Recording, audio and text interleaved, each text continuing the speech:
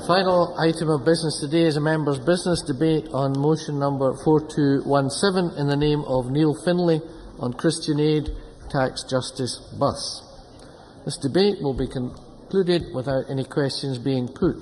And with those members who wish to speak in the debate, please press the request to speak buttons now.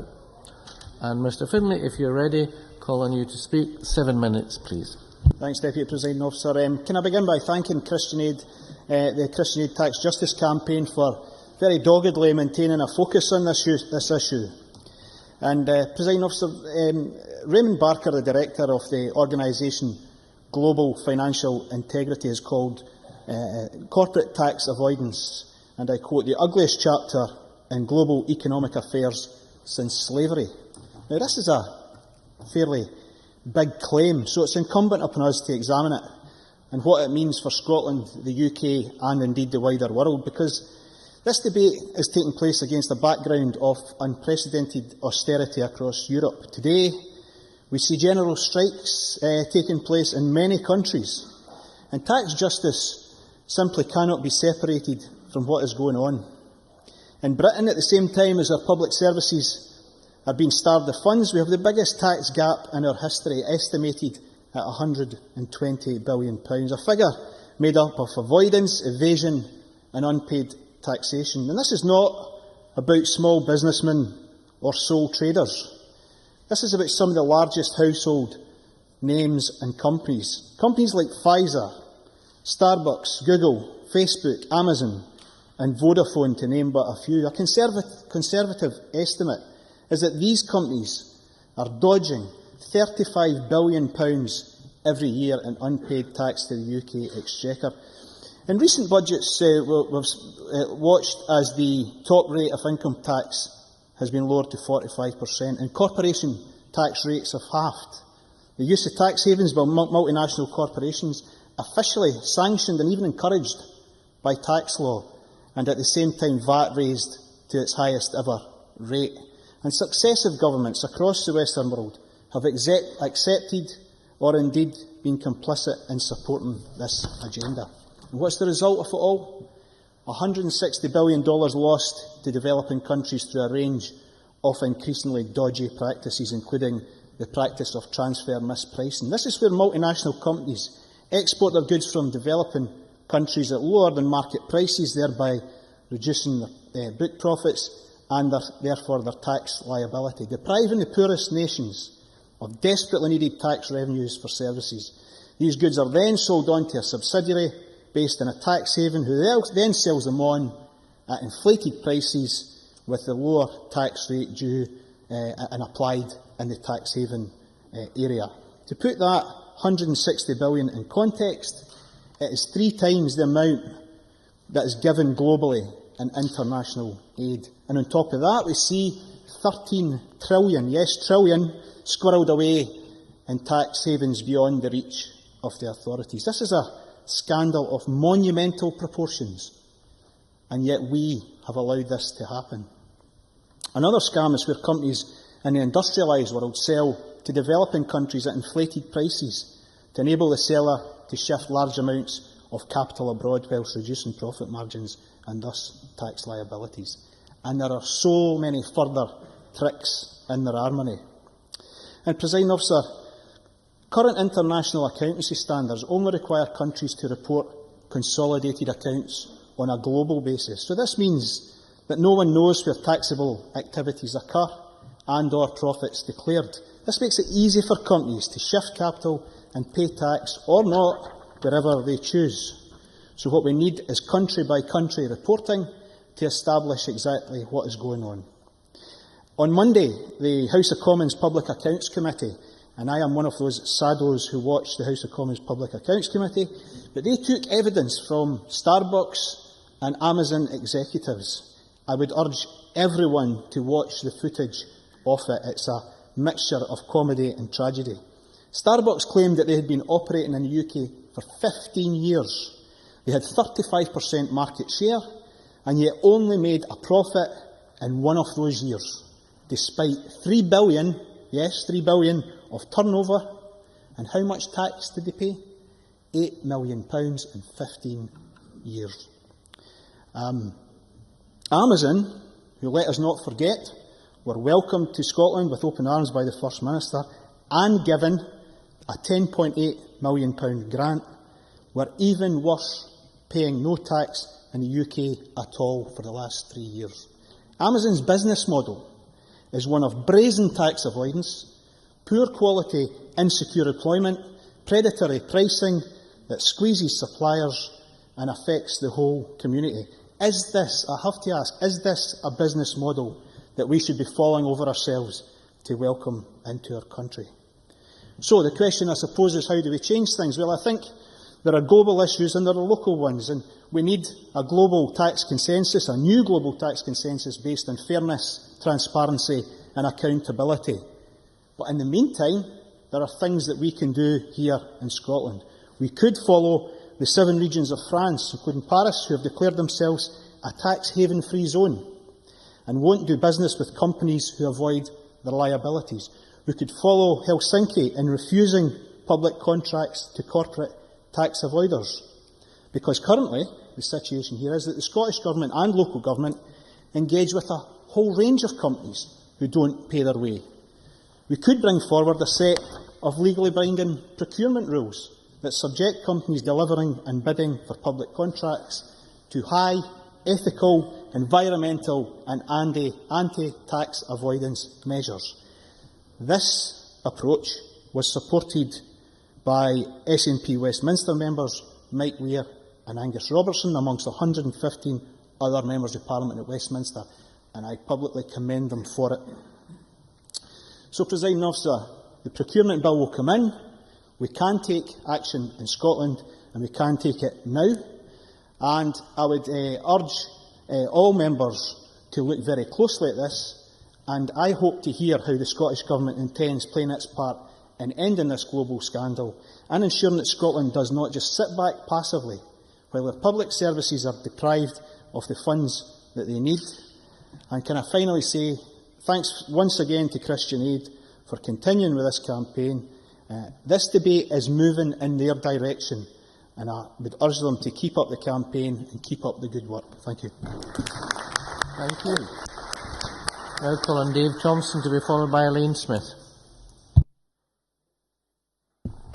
Thank you, Presiding Officer. Congratulations to Neil Findlay on securing this debate.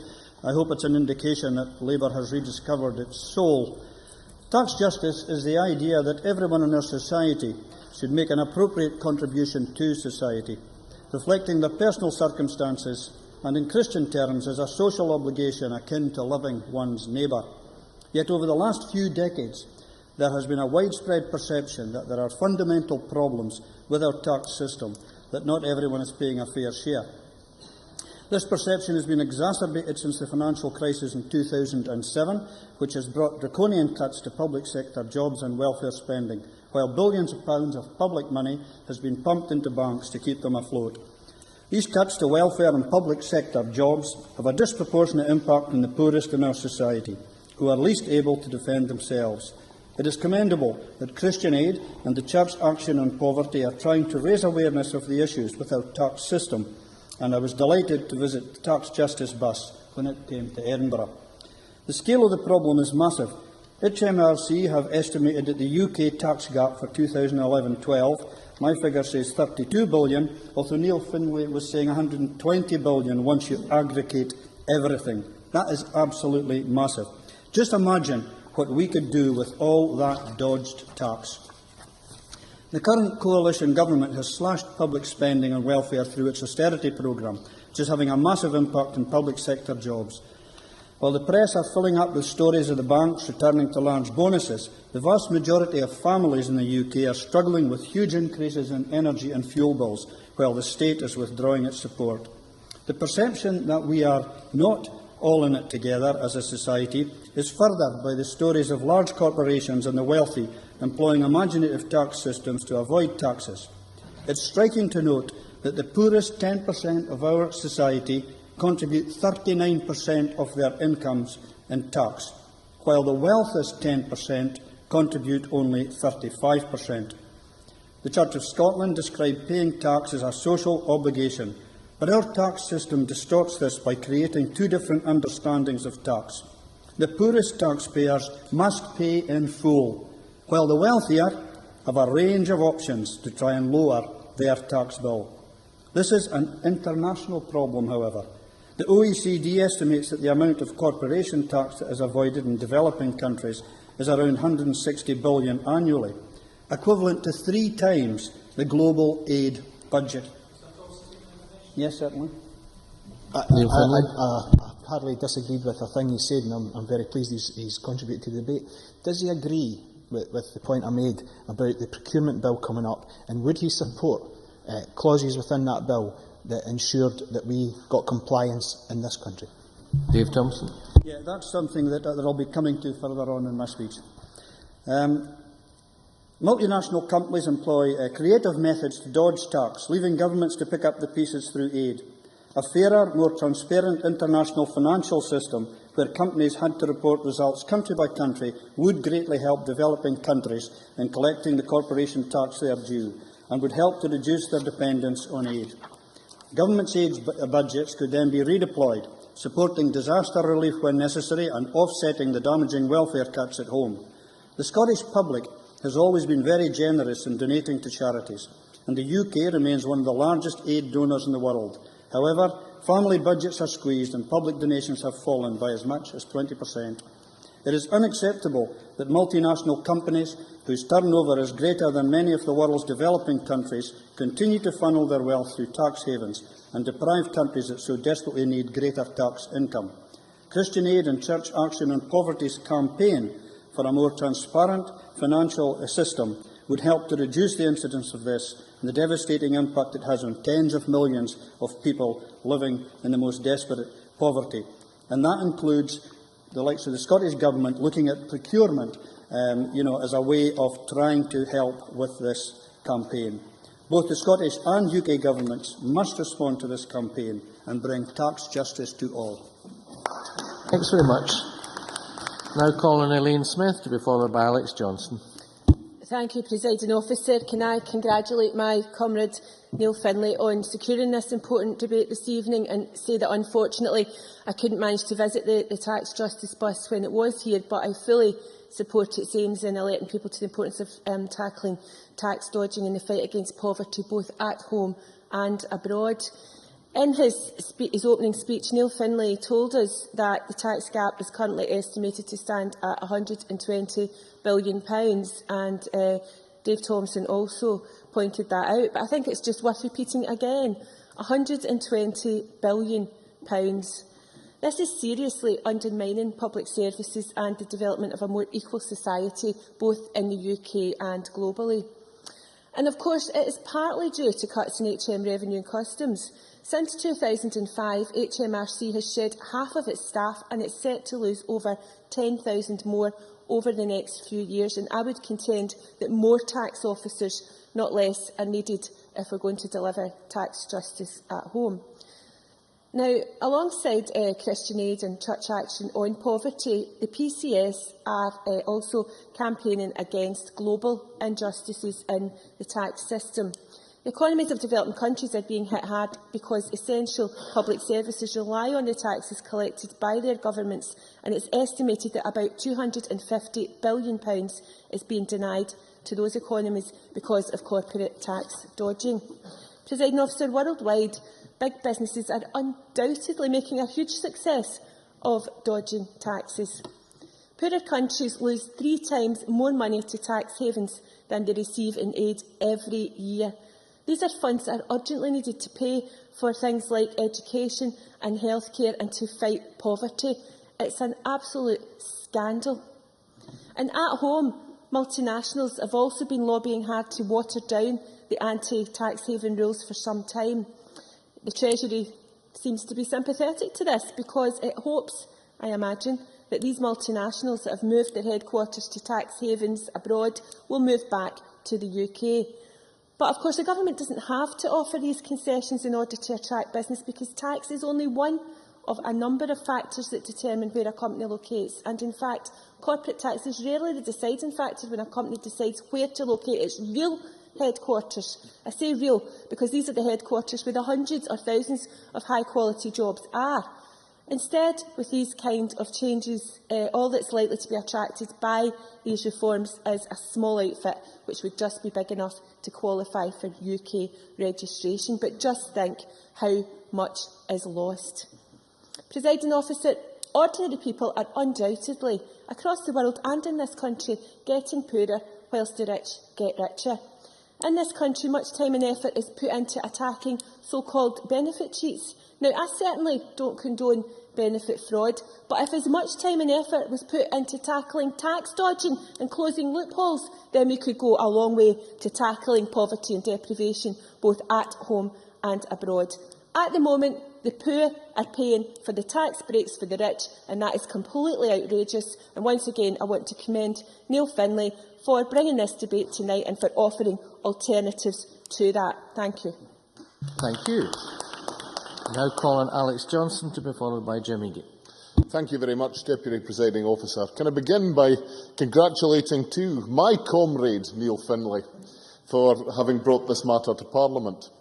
I have to also make a confession that I was not aware that the Tax Justice bus had visited the Parliament earlier in the year. In fact, members may well be aware that the Conservative Party within the Parliament does make a point, wherever possible, of ensuring that we put a speaker up for members' business. And I believe that someone sitting quietly at a desk one night looked through the motions and saw that this one mentioned a bus, so naturally the transport spokesman was put up to discuss it. However, I am delighted to be able to take part in this debate and to support the broad principle that lies behind it. There are significant differences in my perception of how tax should be dealt with from those of others in the Chamber. But the situation, ably described already in this debate by Dave Thompson, where the low-paid have no choice but to pay tax, but some of the highest-earning companies in the world are able to avoid their tax responsibility, is one that we can have a common interest around condemning. However, there is a consistent failure, perhaps, to understand at certain levels what the difference between tax evasion and tax avoidance is. In fact, if you were to listen to the reports on the BBC this morning, who talked about many of these issues, but naively compared the amount of tax paid by some companies, not to their profits, but to their turnovers, indicated that there is a failure to understand. Sadly, in these difficult times, there are many, many companies within the United Kingdom, honest, hard-working companies, who have a substantial turnover, but unfortunately deliver no profit whatsoever. Yes, I will take a brief intervention. Neil Findlay. I'm raising that. I would refer him back to the evidence given to the House Commons Committee yesterday, where I think it was Amazon, the figures might be out, but it was 200 and odd million that they declared for the UK, and stated, I think it was, that they had made 1.2 million in profit off 200 and odd million. Let me clarify that I do not question that at all. My concern was that it is represented in the media inaccurately and inappropriately. The explanation that the member just gave is exactly the explanation which we need to hear more of in the public domain. However, there are differences in my perception of tax from those in some other areas in this chamber. I actually believe that, as a country, we pay too much tax. I believe, however, that, as Dave Thompson said, the wrong people are paying it. Dave said that, imagine what we could do with all that dodged tax. Well, one of the things we could do with it is give it back to some of the low-paid taxpayers we have in this country today. We've heard it suggested that we could use it, that extra money, to underpin the system of benefits in this country, a system which in many cases is made necessary by virtue of the fact that too many of our low-paid pay too much tax. So whatever angle you come from in this discussion, whatever your understanding of the needs for tax and what we can do with it, we have a common understanding that there are many, many companies operating in our economy today who are not pulling their weight, who are not paying the tax they ought to, and that those who suffer most, by whatever means, are those who are paying tax at the low end of the economy. So, in spite of the fact that there will be some things we can disagree about, we can come together around that principle and begin to work towards a situation where everybody pays their way. Thanks very much. Now calling Jim Eadie to be followed by Patrick Harvie. Thank you, Presiding Officer. I will resist the temptation to launch into a rendition of the Internationale, but I too congratulate Neil Findlay on securing this important debate and would like to add my own support to the campaign organised by Christian Aid and Church Action on Poverty against tax dodging.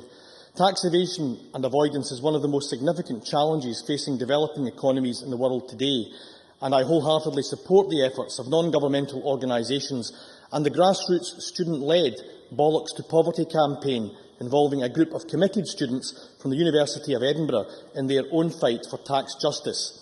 And I pay tribute to their efforts to raise awareness of tax justice to a new generation of young people.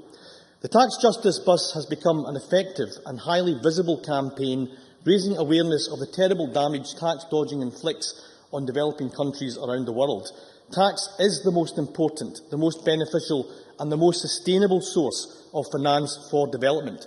Tax revenue in Africa, for example, is worth 10 times the value of foreign aid, and putting a stop to tax avoidance is critical to securing long-term change and a sustainable future in the developing world. The Prime Minister and the Chancellor have both described tax avoidance as morally wrong and abhorrent, yet despite this rhetoric, this year's budget contained an announcement to relax controlled foreign company regulations. According to evidence given by Action Aid to the International Development Select Committee, these changes will cost developing countries in excess of £4 billion a year, and the CFC rules were put in place to deter UK-owned companies from moving profits to countries with a lower corporate tax rate than the UK, and are specifically designed to curb tax dodging and the use of tax havens. Now, after these changes, any profits moved from a developing country into a tax haven by a UK-owned company will no longer have to pay the levy. Now, this is likely to have a significant detrimental impact on the tax revenues of developing countries, and I would urge the UK Government to urgently rethink their plans. The Chancellor should not be making it easier for companies to use tax havens, especially when developing countries stand to lose billions in revenue. Now, these claims, which the Tory Government in London deny but do nothing to refute, are ones that I believe undermine their own efforts in terms of making provision for international aid and international development. And so I fully endorse the call made by the International Development Select Committee, which urged both the Treasury and the Department for International Development to conduct their own analysis into these figures. We need such scrutiny to take place. We should not allow UK-based multinational companies to shirk their tax responsibilities at the expense of the poorest people in the world. These are precisely the countries that are most in need of our support and will suffer as a direct consequence of the actions of this Chancellor. Now, the Scottish Government, with the support of this Parliament, has doubled Scotland's international aid budget to £9 million since 2007 and remains committed to our global responsibilities. Scotland can play an active role in alleviating poverty and will contribute to the achievement of the Millennium Development Goals. But while international aid has a role to play, action on tax has the potential to deliver gains far greater than what can be achieved with aid. A more sustainable way to promote development should be considered to give countries the freedom to pay for their own development by raising their own revenues. And one way to do this is to fight against tax havens, and again I pay tribute to Christian Aid for the work that they are doing. Now, tax dodging affects us all. It means less money for our roads and policing, for our schools and our hospitals, but the impact is felt hardest by people most in need, as essential services such as access to education, adequate medicine and clean water and sanitation are starved of much-needed funds. By putting an end to tax dodging, we can create not just a fairer, better Scotland, but a more equal and just world for everyone. Thank you very much. Now call on Patrick Harvie, and after which we'll move to the closing speeches from the Minister. Thank you, Deputy Presiding Officer. And I'd also like to add my congratulations to Neil Findlay. I've got a brother. We're not that close, so I won't use the term. I do want to congratulate him for bringing this important issue to the Chamber for debate. Like many other people, including Christian Aid and other organisations, there's been a growing momentum in campaigning on this issue. And just like the comments at the opening of the living wage debate that took place last week, we should recognise that this is something which has gone on for far too long. Poverty pay at the bottom, as well as tax avoidance by the wealthiest. And we should recognise that a great deal of work has gone in from very many campaigners to raise these issues up the agenda. Greens, both in this country and around the world, constantly bang on about the issue of economic growth and the shortcomings of GDP. And it's at that point that otherwise amiable fellows like Alex Johnson usually wrinkle their brows and sometimes get to their feet and intervene. But whether or not you take that approach to GDP being an inadequate measure of economic progress, it's abundantly clear that tax avoidance, and specifically tax havens, is one of the key mechanisms that have been used to ensure that the economic proceeds of growth have been hoarded by the wealthiest, while the social and environmental costs of economic activity are borne by those least able to defend themselves from those costs. And so closing down this opportunity which has been afforded and which, as Neil Findlay rightly says, is facilitated, actively facilitated by HMRC and by government, unless we can close that down, we're going to see that same crisis of inequality repeated. My colleague Caroline Lucas in Westminster made a contribution to this debate by launching the Tax and Financial Transparency Bill.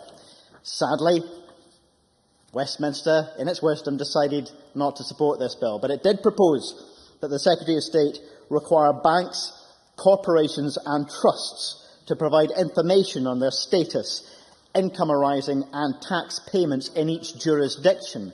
And I think that would have gone some way to providing the transparency and information that part of Neil Findlay's speech referred to. Neil Findlay. Maybe just to make him aware that Michael Meacher has reintroduced a members' bill, a private members' bill at the House of Commons on anti-avoidance measures, and I'm absolutely sure Caroline Lucas will give it her support. Patrick Harvey. Indeed, and this may well be an issue where several attempts need to be made before government is willing finally to act. But I did want to mention this, particularly because it mentions, alongside banks and corporations, it mentions trusts. And we should be aware in Scotland that trusts are used in some instances, by those who own land which, as campaigners like Andy Whiteman has shown, was basically stolen in the first place and is held in trust simply in another form of private property. And many of those trusts do exercise the use of tax havens to avoid paying their share. And so that's another aspect that I think we should bear in mind here. I'm delighted that Humza Yousaf will be responding to the debate. I've not heard Humza respond in his ministerial capacity in the Chamber before, so I'm looking forward to that. And I'd like to make him aware of one exchange that I had with his colleague Derek Mackay during that Living Wage Week debate. I suggested that, as well as a bullish approach on procurement, which will raise legal issues that the government needs to resolve, that we look at the issue of regional selective assistance grants and to say to the likes of Amazon that they shouldn't expect to qualify unless they pay the living wage. Well, we could take the same approach in relation to the use of tax havens. No company that uses tax havens should expect to be able to apply for grants or any other form of business support services, and certainly not expect to have friendly photo ops with ministers when they make announcements in Scotland. That's a suggestion that I would encourage Mr Yousaf to take to his colleagues in government. Mr Swinney may be persuaded that this is something we can do right now, as well as inviting organisations such as the Tax Justice Network to cooperate with him in the tax consultation forum that was announced when he set up Revenue Scotland. We've got the opportunity, Deputy Presiding Officer, to begin to set now the tax culture we wish to see in Scotland, whatever range of tax powers we have in the future. And that tax culture should be one which has zero tolerance for the use of tax havens and other tax avoidance measures. Thank you. Now call on Minister Humza Yousaf. 7 minutes or thereby, please. Thank you, Presiding Officer. Take the opportunity, of course, to congratulate Neil Findlay on securing this debate and bringing it forward to the Chamber. The reason why Mr Harvey hasn't yet heard me respond to a debate, because this is the first debate that I am responding to in my ministerial capacity, so hopefully I won't disappoint him too much. I'm delighted to have the opportunity to speak at today's debate, which quite rightly commends the work by Christian Aid and Church Action on Poverty in their tax justice campaign. I'm very sorry that I too missed the opportunity to go on to the tax justice bus as it made its tour around Scotland. As popular phraseology goes, if you miss one bus, there should be another 3 that come by, so I look forward to future visits of the tax justice bus to Scotland. During last week's debate on Scotland's relationship with Malawi, my first debate in this chamber in my ministerial capacity, we heard about the importance of development projects to the world's poorest country. So I'm very pleased that the Scottish Government has funded a number of Christian Aid projects in recent years, such as the Empowerment for Health and Livelihoods in Malawi, and also the project on inclusive economic development in South Asia. But the Tax Justice campaign clearly recognises that development is about more than just aid. This is a point that Jim Eadie very eloquently made in his contribution. It's also about the rules of the financial system and the loopholes that exist in them. Christian Aid and Church Action on Poverty should be commended for highlighting these issues and pursuing them over a number of years. Colm Regan, the editor of one of the books that I was told as soon as I got my ministerial position, I had to read this book 80/20, and I have to say it was a real eye-opener for those that have read the book. Colm Regan says in his book 80/20, Development in an Unequal World, that in his book he looks beyond tax avoidance to consider financial flows between the developed and the developing world in the round, pointing out the problems in the current rules of the game. The UN Secretary-General also produced a report in July 2010 which revealed that in 2009 developing countries provided net financial resources to the developed world of $513 billion. This figure includes interest payments on third world debt, the cost of trade barriers, the cost of the brain drain, and the cost of corruption and capital flight. We can also add tax avoidance to this list. However, this figure does not include the environmental costs associated with climate change. Climate change, we know, is caused by the actions of the developed countries, but it is those in the developing world who suffer the most for it. So it can become easy to think about simply giving aid to the developing world and ignoring the money which is flowing straight back to the developed world in the form of debt repayments. So we should, I think, try to change the way we think about development work, framing it not as charity but as a contribution to global economic justice, our very weighty contribution, or what we need to make a very weighty contribution to that global economic justice, because taxation is at the heart of global economic justice. We've heard in this debate about the $160 billion or £120 billion, which Christian Aid calculates as lost to developing countries through tax avoidance. That's 1.5 times what is delivered in international aid. This calculation has also been accepted by the OECD. Imagine what developing countries could do, as Dave Thompson quite rightly said, with that $160 billion. Imagine the progress they could make towards the Millennium Development Goals in health and education and sanitation and in energy. Christian Aid also highlights the other negative impacts of tax avoidance. We're seeing an increasing number of transactions taking place within multinational companies, but also across borders. This makes tax avoidance easier for these companies than for a smaller or medium-sized enterprise in Malawi, for example. This leads to a situation where a tax-avoiding multinational has an advantage over a local company. I'm pleased that a survey conducted by Christian Aid found that people support action to reduce tax avoidance. We as consumers should also take a look at the companies that perhaps we buy goods and services from and their tax habits in developing countries. The Scottish Government, as many members of the Chamber will be aware, supports the Fair Trade Forum and fair trade products more generally. Yes, I will be coming to your points, but of course I'll take a... Just before you move on to the point you made, could the Minister, you've addressed a lot in terms of overseas issues, and I'm thankful for that, but could you address some domestic issues? does he see it as being morally or economically sensible for us to pay grants to multinational companies who then come in, use our educated workforce, use our roads to transport their goods and all the rest of it, and yet pay no tax back to the system? Does that make sense? Sure. I was going to come on to Neil Findlay's point and the point that was raised by a couple of members in the Chamber.